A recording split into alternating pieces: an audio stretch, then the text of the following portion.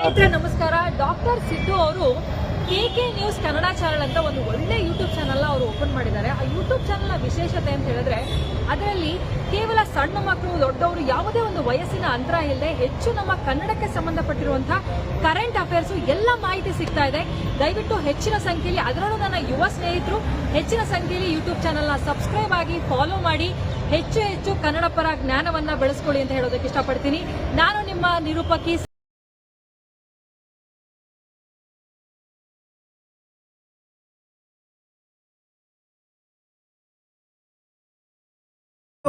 ಹಾಗೂ ತಾಯಂದಿರು ಈ ಕಾರ್ಯಕ್ರಮದಲ್ಲಿ ಕೇಸರಿ ಸೀರೆಯನ್ನು ಉಟ್ಟು ಎಲ್ಲರೂ ಕೂಡ ಹೆಚ್ಚಿನ ಸಂಖ್ಯೆಯಲ್ಲಿ ಬಂದು ಈ ಶೋಭಾಯಾತ್ರೆಗೆ ಶೋಭೆಯನ್ನು ತರಬೇಕಂತ ಹೇಳಿ ಈ ಮೂಲಕ ಕೋರ್ತಾ ಇದ್ದೀನಿ.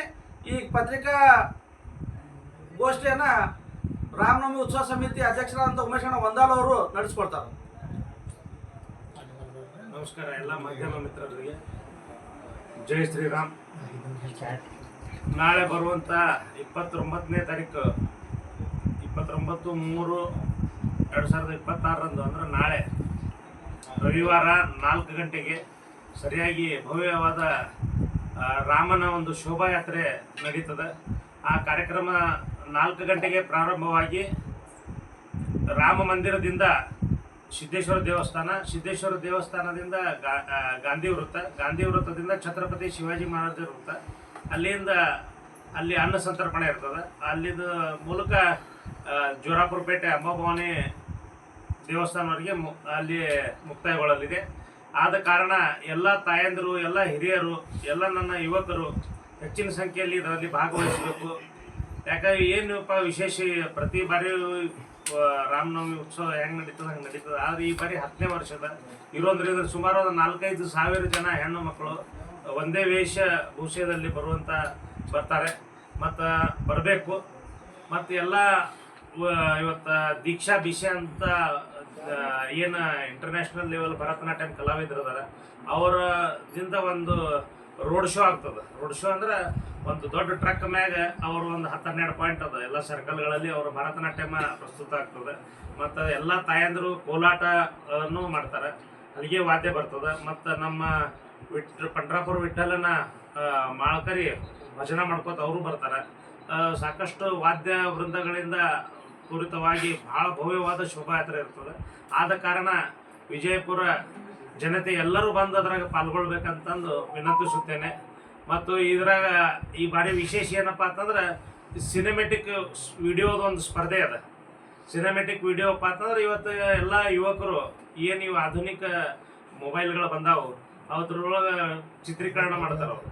ಆ ಸಿನಿಮೆಟಿಕ್ ವಿಡಿಯೋಕ್ಕೆ 11,111 ರೂಪಾಯಿ ಪ್ರಥಮ ಬಹುಮಾನ, ದ್ವಿತೀಯ ಬಹುಮಾನ 5,555 ರೂಪಾಯಿ, ಅಂದ್ರೆ 111,555 ಇವು 2 ಬಹುಮಾನಗಳು ಇಡಲಾಗಿದೆ. ಅವರೊಂದು ಟರ್ಮ್ಸ್ ಆ್ಯಂಡ್ ಕಂಡೀಷನ್ಸ್ ಅದಾವೆ.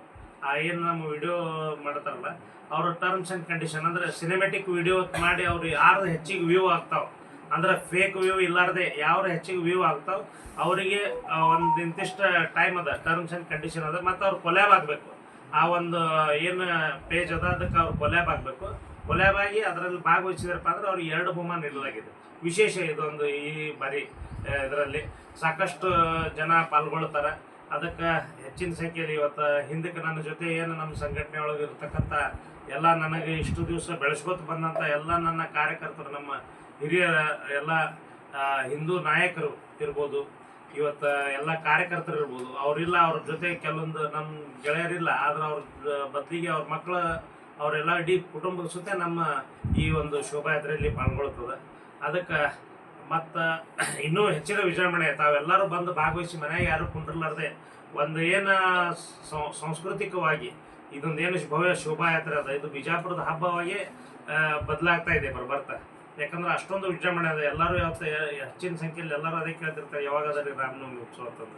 ಅದಕ್ಕೆ ಎಲ್ಲರಿಗೂ ನಾನು ಹೇಳ್ತೀನಿ, ನಾಳೆ ರವಿವಾರ ದಿವಸ 4 ಗಂಟೆಗೆ ರಾಮ ಮಂದಿರದಿಂದ ಪ್ರಾರಂಭವಾಗ್ತದೆ. ಆದ ಕಾರಣ ಎಲ್ಲರೂ ಅದರಲ್ಲಿ ಭಾಗವಹಿಸ್ಬೇಕಂತ ನಾನು ವಿನಂತಿ. ಸರ್, ಈಗ ವಿಡಿಯೋ ಕಂಟೆಂಟ್ ಯಾವುದು ಬೇಕು ಸರ್? ಅದು ಧಾರ್ಮಿಕವಾಗಿರಬೇಕು ಏನು ಬೇರೆ ಅದರ್ಸ್ ಸಿನಿಮೆಟಿಕ್ ವಿಡಿಯೋ?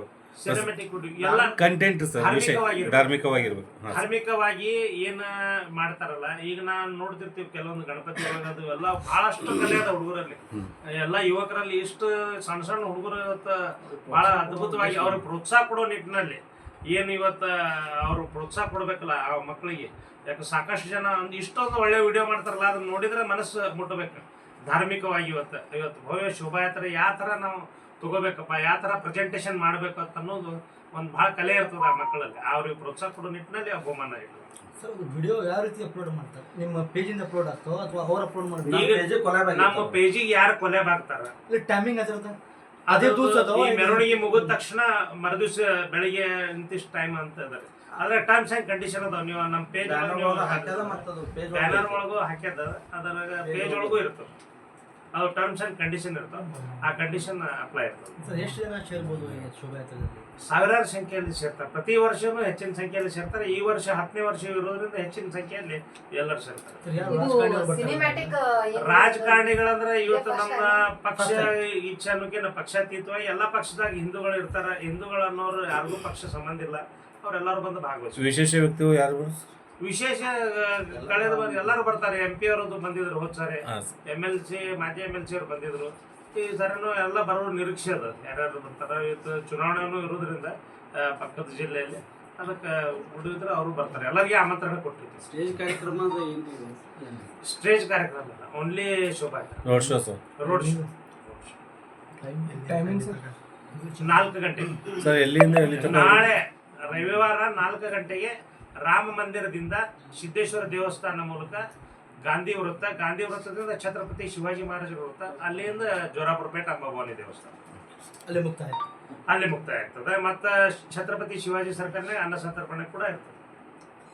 ಪ್ರತಿ ವರ್ಷ ಹೆಚ್ಚಿನ ಸಂಖ್ಯೆಯಲ್ಲಿ ಎಲ್ಲ ಯುವಕರು ಬರೋದ್ರಿಂದ ಮತ್ತು ನಾವು ಪ್ರತಿ ವರ್ಷ ಅನ್ನೋದಲ್ಲ ಆ ಸಂತೋಬಾ ದೇವಸ್ಥಾನದಲ್ಲಿ ಮಾಡ್ತಿದ್ವಿ ಶಾವನಗರ.